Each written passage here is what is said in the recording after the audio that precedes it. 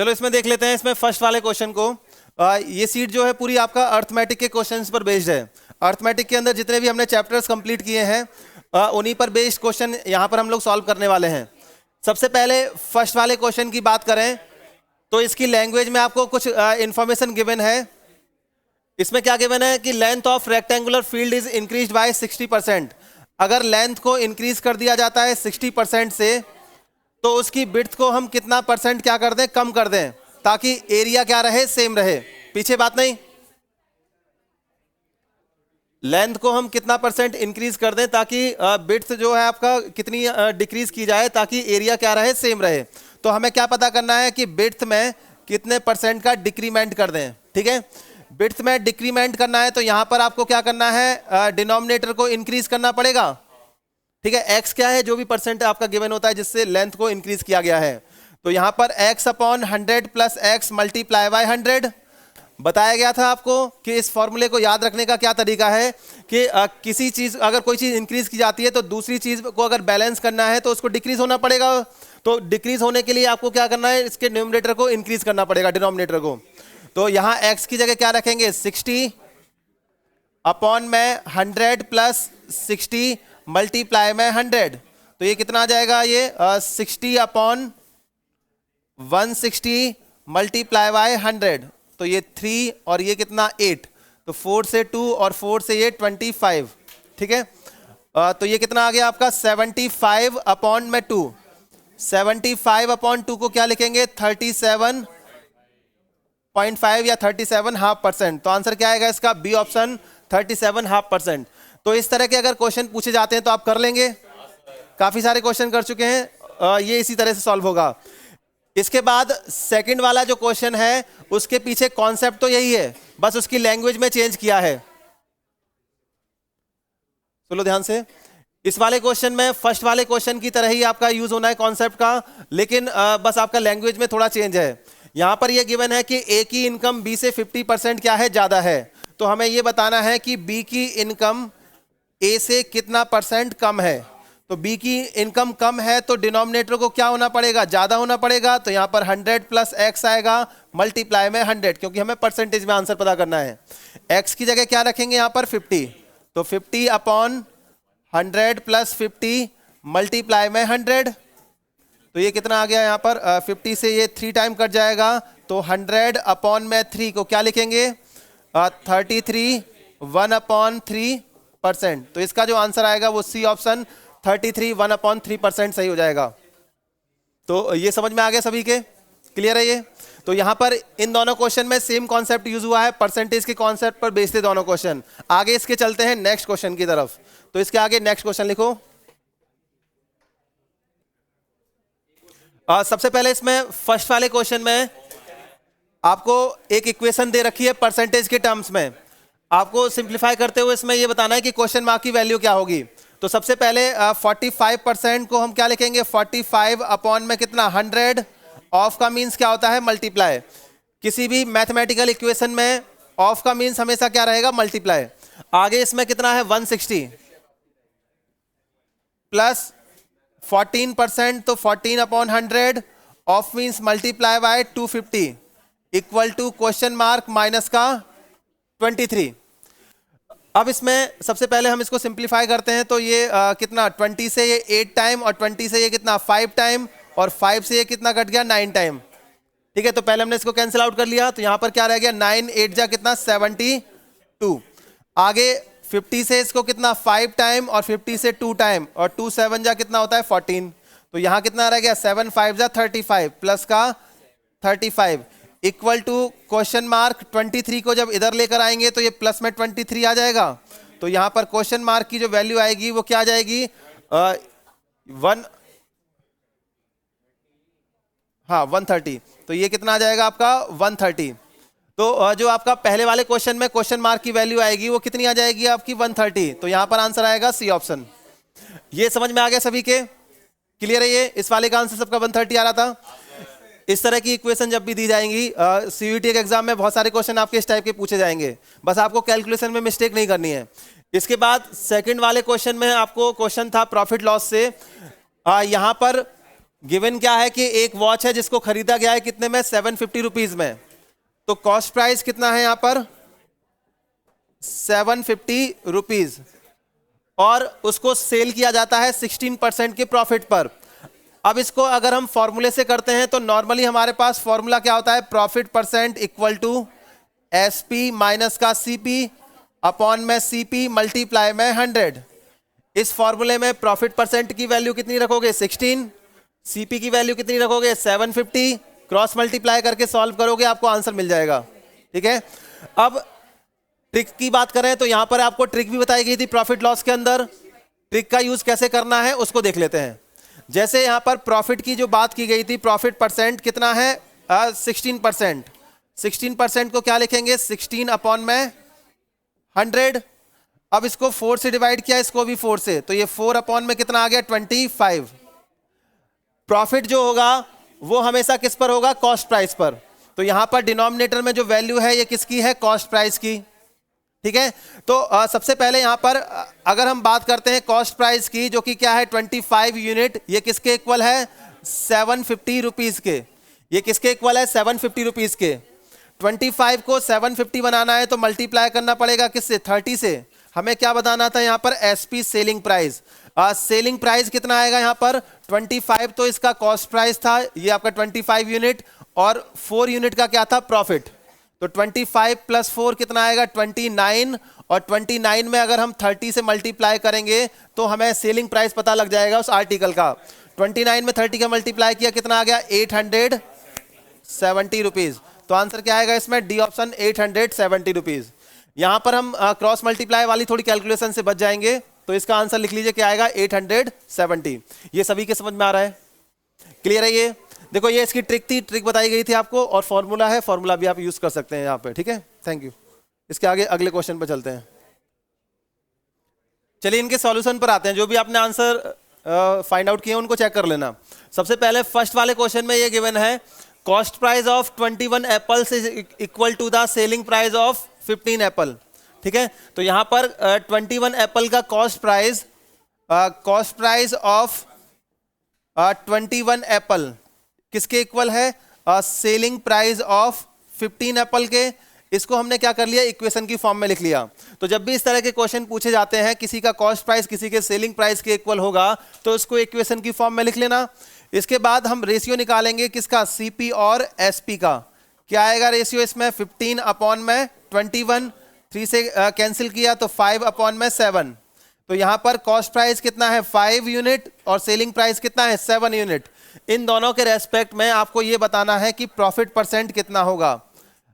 अब क्योंकि selling price की वैल्यू क्या है, कॉस्ट प्राइस से ज्यादा है, तो ऑब्वियसली यहां पर प्रॉफिट परसेंटेज होगा। अगर यहां पर प्रॉफिट परसेंट ना पूछ के अगर ये पूछता कि प्रॉफिट होगा या लॉस होगा, तो वो भी आप इस इंफॉर्मेशन से आराम से फाइंड कर सकते थे। तो प्रॉफिट परसेंट जो होगा वो किसके इक्वल होगा, जो भी आपका प्रॉफिट हुआ है उसको डिवाइड करना है किससे, सीपी से। क्योंकि प्रॉफिट हो या लॉस दोनों किस पर होते हैं, कॉस्ट प्राइस पर।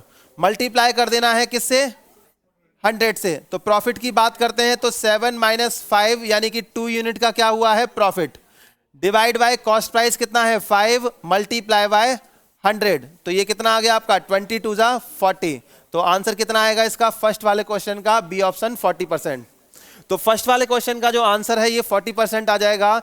इक्वेशन की फॉर्म में कन्वर्ट करना है। उसके बाद इसमें प्रॉफिट परसेंट के लिए प्रॉफिट चाहिए आपको। प्रॉफिट कैसे निकालेंगे, एसपी में से सीपी को माइनस करके। कितने का प्रॉफिट आ रहा है, 2 यूनिट का, और किस सीपी के रेस्पेक्ट में, 5 सीपी के रेस्पेक्ट में। तो 2/5 मल्टीप्लाई बाय 100, आंसर कितना आ गया इसका, 40%। आसान है ये, इस तरह के क्वेश्चन अगर पूछे जाएंगे तो एग्जाम में आपसे हो जाने चाहिए। इसके बाद सेकंड वाले क्वेश्चन में थोड़ी सी लैंग्वेज इसमें चेंज की है। यहां पर क्वेश्चन में ये बोला गया है कि एक मैन है जिसने 12 पेंसिल वो परचेज करता है, खरीदता है 12 पेंसिल, और कितने रुपए में खरीदता है वो, और 10 रुपीज में। तो 10 रुपीज में उसने 12 पेंसिल उसने परचेज की। उसके बाद वो क्या करता है, उनको सेल कर देता है। और सेल करने का जो रेट है वो कितना है इसमें, 10 पेंसिल, और कितने रुपए में आपका, 12 रुपीज के रेस्पेक्ट में वो सेल करता है। तो इस तरह के जो क्वेश्चन पूछे जाते हैं जब भी आपको नंबर ऑफ आइटम्स आपको गिवन है, उनको सेल किया जाता है या फिर आपका पहले परचेज किया जाए बाद में सेल किया जाए, और उसके रेस्पेक्ट में प्रॉफिट या लॉस पता करना है, तो आपको सबसे पहला काम क्या करना है, नंबर ऑफ आर्टिकल को सेम बनाना है। इस तरह के क्वेश्चन में बताया गया था नंबर ऑफ आर्टिकल को सेम बनाने के लिए ये आपका क्या है 12 और 10, इनका हमें क्या फाइंड करना है, एलसीएम। 12 और 10 का एलसीएम कितना आएगा, 60। अब इसमें इस 12 को अगर हमें 60 बनाना है तो मल्टीप्लाई करना पड़ेगा कितने से, 5 से, और यहां पर आपको 10 को 60 बनाने के लिए मल्टीप्लाई करना पड़ेगा 6 से।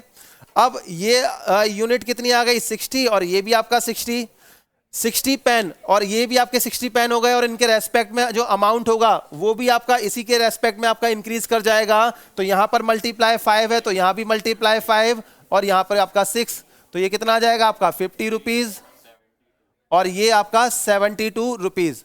अब एक कॉमन अमाउंट के रेस्पेक्ट, कॉमन आपका जो क्वांटिटी के रेस्पेक्ट में पेंसिल की हमें ये पता लग गया कि उनको खरीदा गया था कितने में, 50 रुपीज में, और उनको सेल किया गया कितना, 72 रुपीज में। ठीक है, नंबर ऑफ पेंसिल्स कितने हैं, 60, हमने इक्वल कर लिए। अब यहां पर हमें क्या फाइंड करना है, ये क्या है इसका, ये कॉस्ट प्राइस है, और ये क्या है, सेलिंग प्राइस। कॉस्ट प्राइस और सेलिंग प्राइस के रेस्पेक्ट में अगर हम देखते हैं तो यहाँ सेलिंग प्राइस क्या है, कॉस्ट प्राइस से ज्यादा है, तो यहाँ क्या हुआ है, प्रॉफिट। तो क्या फाइंड करना है इसमें, प्रॉफिट परसेंट। प्रॉफिट परसेंट जो फाइंड करेंगे कैसे, इन दोनों के जो डिफरेंस आएगा एसपी माइनस सीपी कितना आएगा आपका, 22 रुपीज। 72 में से 50 माइनस किया कितना आ गया, 22 रुपीज, और कितने 50 सीपी के रेस्पेक्ट में मल्टीप्लाई बाय 100, तो इससे हमने कैंसिल किया 2 टाइम, तो ये कितना आ जाएगा 44%। तो यहां जो आंसर आएगा वो क्या आएगा, 44% का प्रॉफिट। तो पहले तो आपको इसमें ये फाइंड करना था कि प्रॉफिट हुआ है या लॉस हुआ है, और उसके रेस्पेक्ट में उसका परसेंटेज फाइंड करना था। तो सबसे पहले आपको क्या करना है, इसमें जो नंबर ऑफ पेंसिल्स हैं जो खरीदी गई हैं और जो सेल किया गया है उनका नंबर सेम करना है। तो यहाँ 10 और 12 का एलसीएम लिया, कितना आ गया 60। 12 को 60 बनाने के लिए 5 से मल्टीप्लाई किया, और यहाँ 10 को 60 बनाने के लिए 6 से मल्टीप्लाई किया। तो इसी के रेस्पेक्ट में आपका अमाउंट भी तो इंक्रीज करेगा, तो यहाँ पर 5 से मल्टीप्लाई, तो इधर भी 5 से मल्टीप्लाई, कितना आ गया ये 50, और यहाँ 6 से मल्टीप्लाई किया, यहाँ 6 से मल्टीप्लाई किया, ये 72। ये क्या है आपका, ये कॉस्ट प्राइस, और ये क्या है, selling price. Selling price cost price से ज्यादा है तो यहाँ पर क्या होगा, प्रॉफिट। अगर मान लो ये वैल्यू इससे कम होती तो हम क्या फाइंड करते, लॉस परसेंट। प्रॉफिट परसेंट कैसे फाइंड करते हैं, जो भी प्रॉफिट हुआ है, प्रॉफिट क्या होगा, एसपी और सीपी का जो डिफरेंस है इसको डिवाइड करना है किससे, कॉस्ट प्राइस से, क्योंकि प्रॉफिट हो या लॉस हमेशा किसके रेस्पेक्ट में होगा, कॉस्ट प्राइस के रेस्पेक्ट में। कॉस्ट प्राइस कितना था 50 मल्टीप्लाई बाय 100, सॉल्व करने पर आपका कितना आंसर आ गया 44%। तो आंसर आ जाएगा इसका ए ऑप्शन 44%। ये दोनों क्वेश्चन सभी के समझ में आ गए, इनको नोट कर लीजिए, फिर इसके आगे चलते हैं। सबसे पहले फर्स्ट वाले क्वेश्चन में जो श्याम है उसने 3200 रुपए उधार लिए हैं, कितने रेट पर, 61/2% पर, सिंपल इंटरेस्ट है। How much money he will return after 5 year, तो टाइम आपका गिवन है 5 ईयर के बाद उसको कितना मनी रिटर्न करना होगा। तो सबसे पहले यहाँ पर जो ये 3200 अमाउंट है ये क्या है, प्रिंसिपल। अब यहाँ पर जो रेट ऑफ इंटरेस्ट है वो कितना है 6.5%, जिसको क्या लिखेंगे आपका 13/2% पर एनम के रेस्पेक्ट में। आगे इसके ये पर एनम में गिवन है। इसके बाद जो टाइम है वो कितना गिवन है 5 ईयर। तो सिंपल इंटरेस्ट कितना होता है आपका P into R into T upon में कितना 100।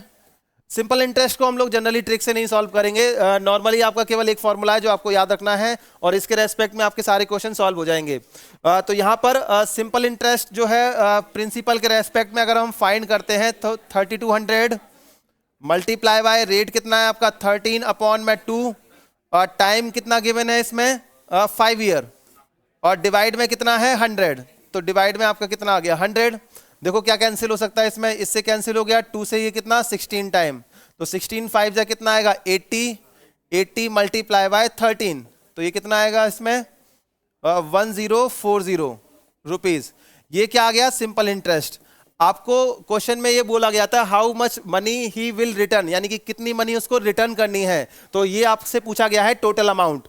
तो टोटल अमाउंट जो होगा वो क्या होता है आपका प्रिंसिपल प्लस सिंपल प्रिंसिपल कितना है आपका 3200 प्लस 140 दोनों को ऐड कर देंगे तो ये कितना आ जाएगा 4240 रुपीज। तो इसका जो आंसर आएगा वो कौन सा ऑप्शन सही हो जाएगा, सी ऑप्शन। तो सी ऑप्शन इसका 4240 रुपीज इसका करेक्ट आंसर आ जाएगा। कभी कभी वो क्या होता है कि कंफ्यूज करने के लिए आपको 1040 भी ऑप्शन में दे देगा, लेकिन पूछा क्या है उसने, टोटल अमाउंट, ना कि सिंपल इंटरेस्ट। तो जो पूछा गया उसी के रेस्पेक्ट में आपको आंसर करना है। तो आंसर इसका सी ऑप्शन सही हो जाएगा। इसके नेक्स्ट वाले क्वेश्चन में आपको ये बोला गया है कि सिंपल इंटरेस्ट जो है वो सम का कितना है 9/25 टाइम्स। तो सिंपल इंटरेस्ट कितना है 9/25 टाइम किसका, प्रिंसिपल का। इसके बाद एक इंफॉर्मेशन और गिवन है कि नंबर ऑफ ईयर्स जो है यहाँ पर, टाइम जो है नंबर ऑफ ईयर्स और rate of interest per annum, ये दोनों क्या है आपके इक्वल है। इनको हमने मान लिया कि वो ए है, इनको हमने मान लिया क्या है वो ए, दोनों क्या है एक दूसरे के इक्वल हैं। आपको क्या फाइंड करना था इसमें, नंबर ऑफ ईयर, यानी कि ए की वैल्यू फाइंड करनी है।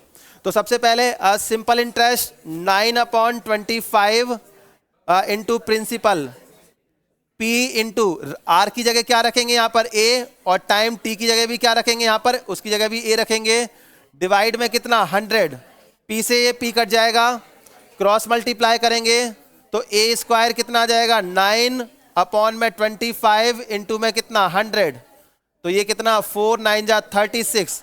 तो A की वैल्यू कितनी आ जाएगी 6 ईयर। तो यहाँ आंसर आएगा वो क्या आ जाएगा, डी ऑप्शन 6 ईयर। तो इसका जो आंसर है वो आपका 6 ईयर सही हो जाएगा। ये सभी के समझ में आ गया। अब इसमें अगर रेट ऑफ इंटरेस्ट पूछा जाता तो उसका भी आंसर भी क्या होता, 6% पर एनम के रेस्पेक्ट में होता। तो सिंपल इंटरेस्ट के बड़े ही आसान से क्वेश्चन है, बस इनकी लैंग्वेज को समझते हुए आपको जो चीजें बताई गई वो याद रखनी है, कोई भी क्वेश्चन के आंसर आ जाएंगे। अब चाहे एग्जाम आपका इंद्रप्रस्थ का हो या फिर कोई भी एग्जाम हो, क्वेश्चन इसी तरह से पूछे जाते हैं, बस लैंग्वेज में वो थोड़ा थोड़ा चेंज करते हैं। बेसिक कॉन्सेप्ट ये रहता है। अगर ये पता है तो जो भी क्वेश्चन पूछा जाएगा उसके रेस्पेक्ट में हम उसको आराम से सॉल्व कर लेंगे। तो ये क्लियर है सबको, चलिए इसको नोट कर लो।